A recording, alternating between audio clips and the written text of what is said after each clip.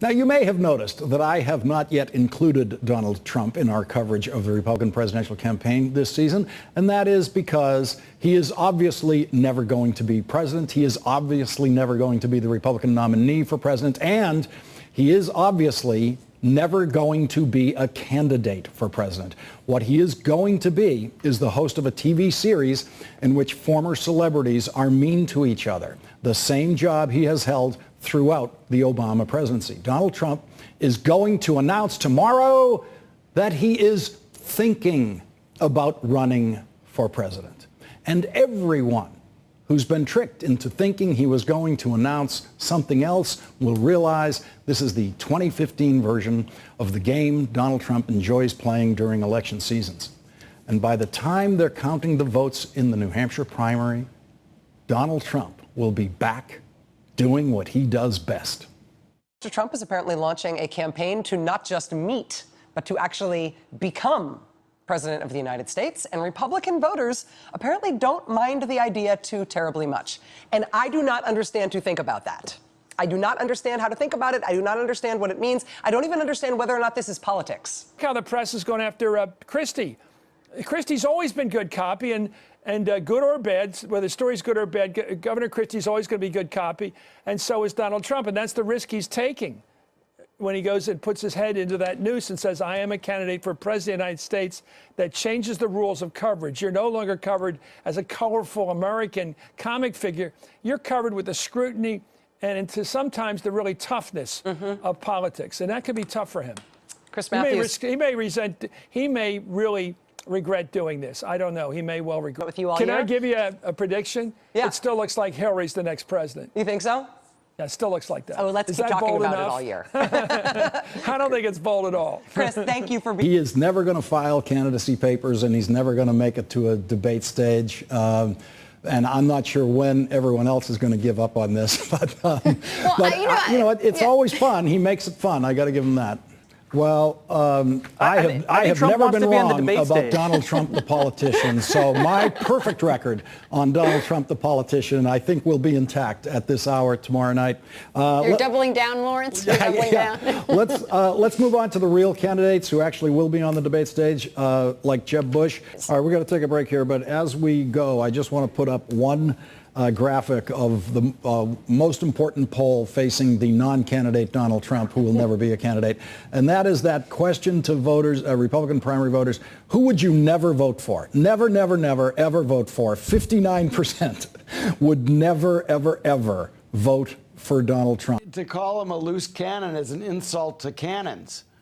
He will get in those debates. They have clear thresholds of support in the polls, and although he's not very high in the polls right now, he's unquestionably going to go up considerably in the polls. I don't think enough to actually, win primaries, much less the nomination, but he will overshadow the main act.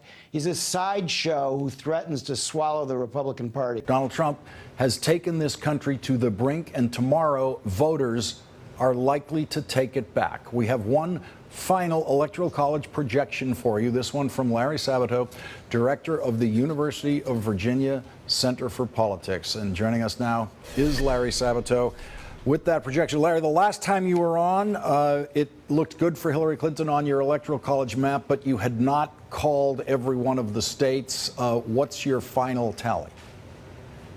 Yes, we foolishly have called them all, Lawrence. Yeah. And our projection, I'm sure we're wrong on some, but our projection is that Hillary Clinton will get 322 electoral votes and Donald Trump will get 216. And that includes Clinton carrying Florida, North Carolina, and New Hampshire, which seem to be the closest. Well, we don't have maybe to fear a Trump presidency. I mean, there's still a lot to fear. I think now my biggest fear is that people, if Trump is defeated, we'll all wipe our brows and sigh and just move on and think that that's going to be it. The horror movie has ended and the monster has been defeated. Now we can move on.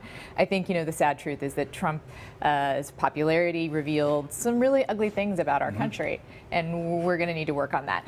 I am hopeful that this is going to be a fairly resounding victory, and that is going to put some shame back in people about about the kinds of things that have come up during this election. If Larry's map comes to fruition, what is going to happen is that Hispanic voters in Nevada and Colorado and Florida are going to be the ones that put Hillary Clinton over the top.